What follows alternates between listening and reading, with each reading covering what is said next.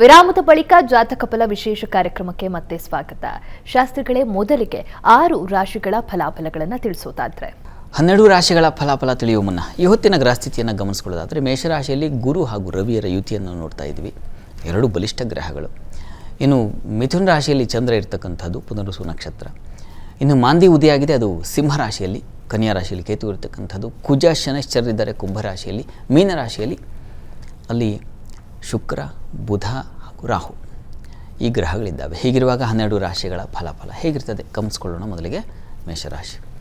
ಮೇಷರಾಶಿಯವರಿಗೆ ದಿವಸ ನೋಡಿ, ಸಹೋದರಲ್ಲಿ ಸಹಕಾರ, ಸಹಾಯಕರು, ಸೇವಕರು, ಇವರಿಂದ ಅನುಕೂಲ, ತಾಯಿಯ ಬಂಧುಗಳ ಸಹಕಾರ ಇದೆಲ್ಲ ಕಾಣಲಿಕ್ಕೆ ಅವಕಾಶ ಇದೆ. ಮತ್ತು ಈ ದಿವಸ ಆರೋಗ್ಯ ಬಲ ತುಂಬ ಚೆನ್ನಾಗಿರ್ತದೆ, ಹೆಚ್ಚಿನ ತೊಡಕುಗಳಿಲ್ಲ. ಆದರೆ ಈ ದಿವಸ ಮಕ್ಕಳ ವಿಚಾರದಲ್ಲಿ ಸ್ವಲ್ಪ ಮನಸ್ತಾಪ ಉಂಟಾಗುವ ಸಾಧ್ಯತೆ ಇದೆ. ಉದರ ಬಾಧೆ ಸ್ವಲ್ಪ ಸೂಚಿಸ್ತಾ ಇದೆ, ಸ್ವಲ್ಪ ಗಮನ ತೆಗೆದುಕೊಳ್ಳಿ. ಉಳಿದ ಹಾಗೆ ಅನುಕೂಲಕರವಾಗಿದೆ, ವೃತ್ತಿಯಲ್ಲೆಲ್ಲ ಚೆನ್ನಾಗಿದೆ. ಪ್ರಾರ್ಥನೆಗೆ ದಿವಸ ಈ ಉದರ ಬಾಧೆ ನಿವಾರಣೆಗೆ ನೋಡಿ, ಈಶ್ವರ ಸನ್ನಿಧಾನದಲ್ಲಿ ಅಭಿಷೇಕವನ್ನು ಮಾಡಿಸಿ, ರುದ್ರಾಭಿಷೇಕ ಮಾಡಿಸಿ, ಸ್ವಲ್ಪ ತೀರ್ಥ ಸೇವನೆ ಮಾಡಿದ್ರೆ ಸಾಕಾಗುತ್ತೆ. ಇನ್ನು ವೃಷಭ ರಾಶಿ. ವೃಷಭ ರಾಶಿಯವರಿಗೆ ದಿವಸ ನೋಡಿ, ದ್ವಿತೀಯದಲ್ಲಿ ಚಂದ್ರ ಇದ್ದರೆ ವಾಗ್ಬಲ ಚೆನ್ನಾಗಿರುತ್ತೆ, ಮಾತಿನಿಂದ ಕಾರ್ಯ ಸಾಧನೆ, ವಿದ್ಯಾರ್ಥಿಗಳಿಗೆ ಹೆಚ್ಚಿನ ಅನುಕೂಲ, ಕುಟುಂಬದಲ್ಲಿ ಹೆಚ್ಚಿನ ಸಹಕಾರ, ಸ್ತ್ರೀಯರಿಗೆ ಹೆಚ್ಚಿನ ಅನುಕೂಲ. ಆದರೆ ಈ ದಿವಸ ಬಂಧು ಮಿತ್ರರಲ್ಲಿ ಮನಸ್ತಾಪ ಮಾಡ್ಕೊಳ್ತೀರಾ, ಕಲಹ ಆಗುತ್ತೆ. ಪ್ರಯಾಣದಲ್ಲಿ ತೊಂದರೆ, ಬೆಟ್ಟಗುಡ್ಡ ಪ್ರದೇಶಗಳಲ್ಲಿ ವಾಸ ಮಾಡೋರು ಸ್ವಲ್ಪ ಹುಷಾರಾಗಿರಬೇಕು. ಇನ್ನು ಈ ದಿವಸ ವೃತ್ತಿಯಲ್ಲಿ ತೊಡಕಿಲ್ಲ, ಚೆನ್ನಾಗಿದೆ, ಅನುಕೂಲಕರವಾಗಿರುತ್ತೆ.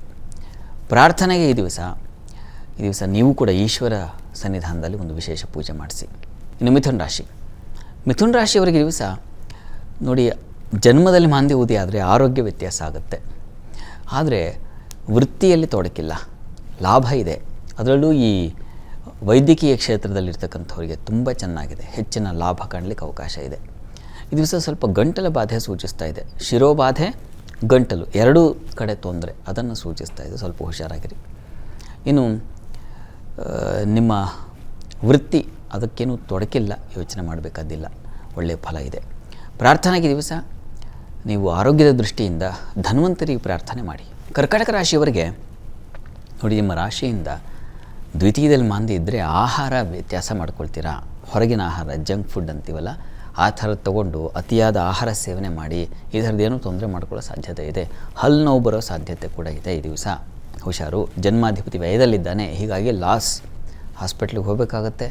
ಈತ ತಿಂದಿದ್ದಕ್ಕೂ ಖರ್ಚು, ಹಾಸ್ಪಿಟ್ಲಿಗೂ ಖರ್ಚು, 2 ಬಗೆಯಲ್ಲಿ ಖರ್ಚಾಗುತ್ತೆ, ಹುಷಾರು. ವೃತ್ತಿಯಲ್ಲಿ ಮಾತ್ರ ತುಂಬ ಚೆನ್ನಾಗಿದೆ. ಕೆಲಸ ಕಾರ್ಯಗಳಲ್ಲಿ ನೀವೇ ಸಾಧಕರು, ಅದನ್ನು ನಿಭಾಯಿಸ್ತಕ್ಕಂಥವ್ರು ಎಲ್ಲ ಚೆನ್ನಾಗಿದೆ. ಈ ದಿವಸ ಆರೋಗ್ಯದ ದೃಷ್ಟಿಯಿಂದ ನೀವು ಆದಿತ್ಯ ಹೃದಯವನ್ನು ಹೇಳ್ಕೊಳ್ಳಿ, ಅನ್ನಪೂರ್ಣೇಶ್ವರಿ ಪ್ರಾರ್ಥನೆ ಮಾಡಿ. ಇನ್ನು ಸಿಂಹರಾಶಿ.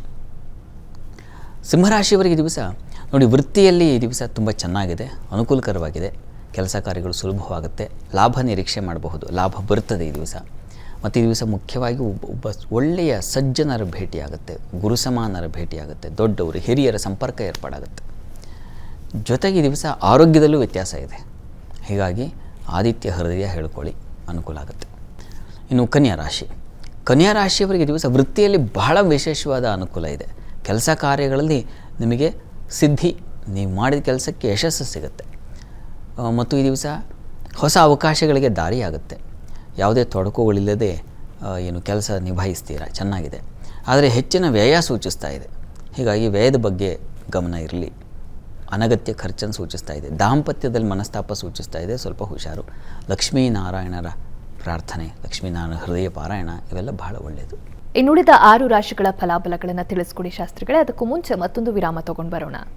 ಜಾತಕ ಫಲ ವಿಶೇಷ ಕಾರ್ಯಕ್ರಮ ಮುಂದುವರಿಯುತ್ತೆ ಮತ್ತೊಂದು ಪುಟ್ಟ ವಿರಾಮದ ಬಳಿಕ.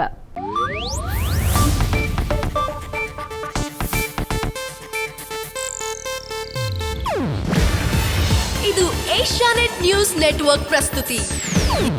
ನೀವು ನೋಡ್ತಿದ್ದೀರಾ ಏಷ್ಯಾನೆಟ್ ಸುವರ್ಣ ನ್ಯೂಸ್.